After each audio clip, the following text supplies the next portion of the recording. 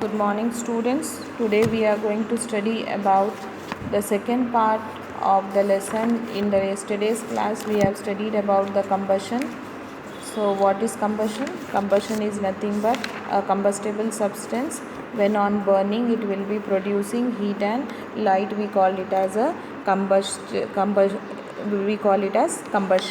So during this combustion, when the heat is being produced, it will be in the form of flame or it will be in the form of glow also, and the substance which will be burned we call it as a combustible substance. Then we are having two types of combustible types. We have seen combustible and non-combustible substance. I told you to do the activity also in your textbook. In the textbook activity we were having the materials were given as wood. So wood is a combustible substance for us. Then paper, it is also a combustible substance. Iron nail, because it does not burn, so it is a non-combustible substance. Take your textbook. Those who have not completed the activity, I have received only few students activity they have completed. They are very good. That is Samruddhi has completed, Sadia has completed, and Sanskruti Sarang has completed. Very good. Keep it up, children. Follow the instruction in the same manner. Then we are having kerosene. Kerosene is a combustible substance. Stone piece is not a combustible substance because it does not burn. Then straw. Straw is also not going to burn.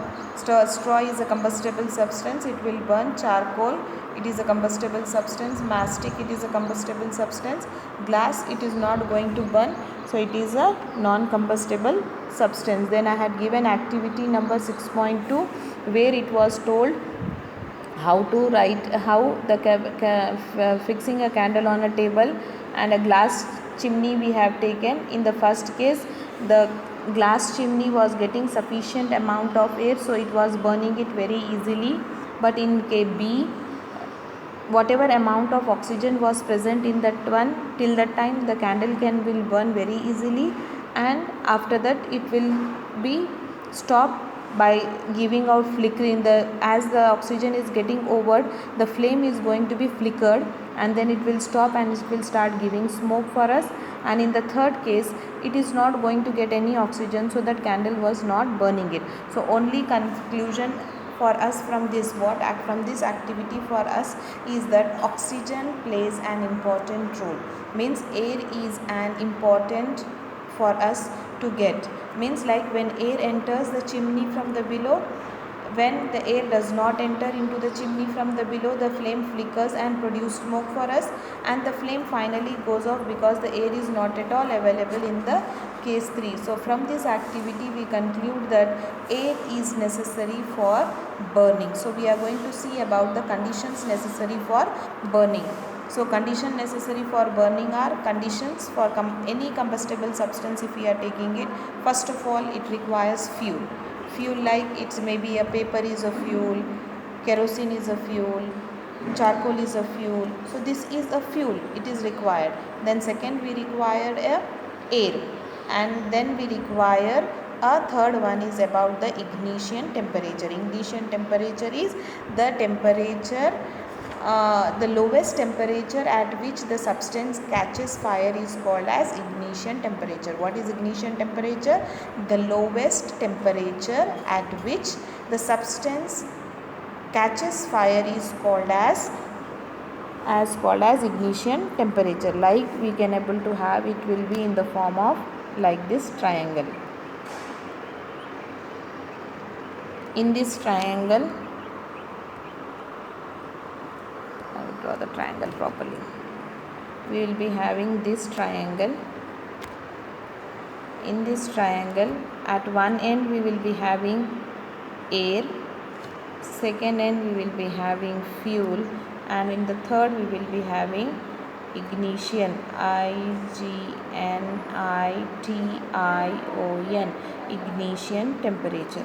So then, as one of this will not be there, then there will be no combustion. If you remove the air, If you remove the air, only you have fuel and ignition temperature, then also the combustion is not going to take place. If you remove fuel, you have ignition temperature and rain, then also no combustion is going to take place. So for a combustion to take place, this triangle is important: air, fuel and ignition temperature. Then we are coming to see about the history of matchstick, as in your textbook is also given. The history of matchstick is very old, more than 5000 years ago. Small piece of pine wood dipped in a sulfur were used as a matchstick in ancient Egypt.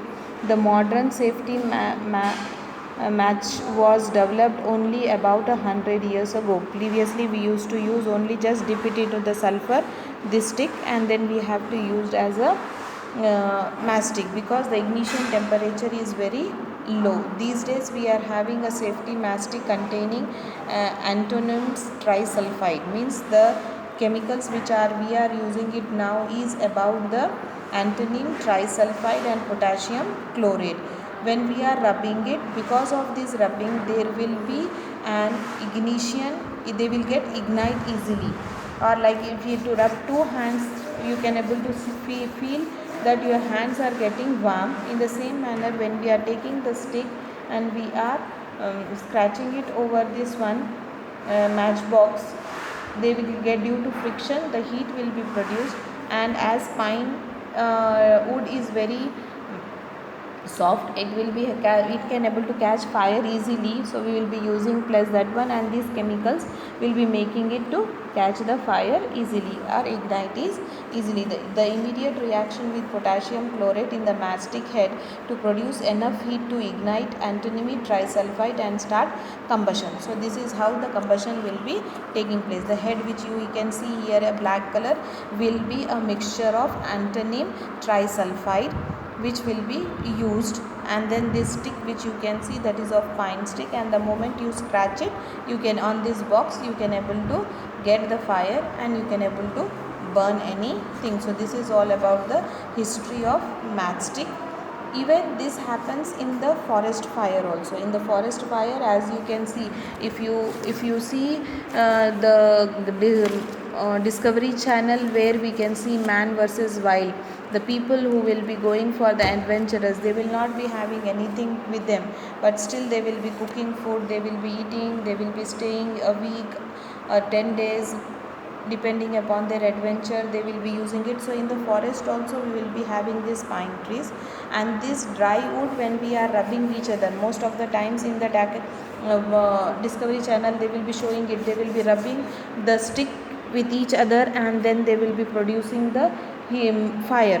So in the forest fire also happens with the same, with the branches of trees will be getting rubbed each other, and because of the sun heat this will catch fire, and we will be having the forest fire also. Understood?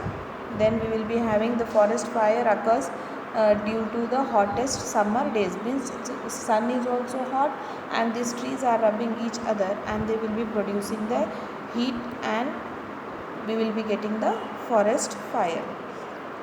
Now you will be doing this all the activity also, which is of your textbook page number 6.4. In this activity what you have to do is, you have to take 2 paper cups, you have to pour a 5 ml of water in it.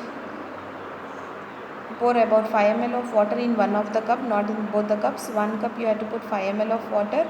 Then you have to heat both the cups separately with a candle, and your observation you have to write.